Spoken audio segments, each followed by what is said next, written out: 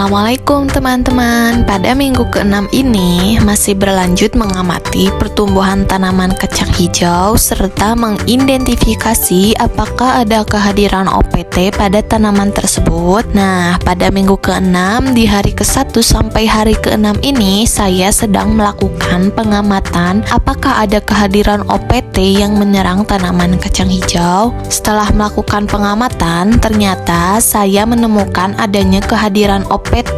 Untuk itu, saya akan menjelaskan jenis OPT apa saja yang telah menyerang tanaman kacang hijau. Yang pertama ada serangan hama kutu apit. Sering menyerang bagian pucuk tanaman karena area tersebut memiliki jaringan muda yang kayak cairan. Gejala yang disebabkan oleh hama kutu apit yaitu membuat pucuk terlihat melengkung atau rusak. Tanaman tidak tumbuh dengan baik karena kerusakan pada area pucuk. Daun muda yang tumbuh dari pucuk seringkali cacat, keriput, atau tidak normal. Warna pucuk berubah menjadi kuning atau pucat karena kehilangan nutrisi.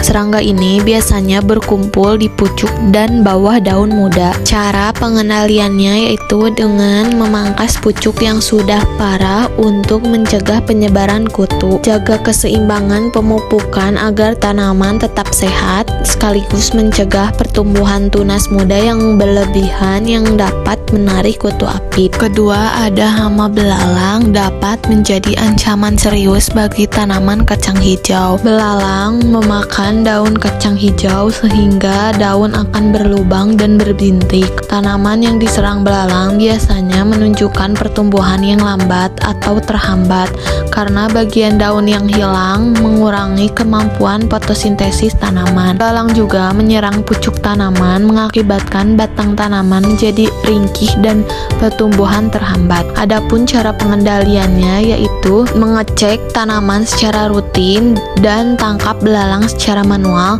terutama pada malam hari ketika belalang kurang aktif. Pastikan tanaman kacang hijau mendapat perawatan yang optimal, termasuk penyiraman yang cukup dan pemupukan yang tepat untuk menjaga tanaman tetap sehat dan lebih tahan terhadap serangan hama. Yang ketiga, batang tanaman kacang hijau yang patah pada usia muda, yaitu bisa disebabkan oleh beberapa faktor seperti angin yang kencang, hama dan penyakit seperti yang disebabkan oleh belalang menyiram yang tidak tepat atau merata, tanaman terlalu rapuh, atau faktor genetik, lingkungan yang ekstrim seperti hujan yang lebat, kerusakan fisik oleh aktivitas manusia atau hewan. Selanjutnya, setelah beberapa minggu, tanaman mencapai tahap pembungaan di mana kuncup bunga mulai terbentuk.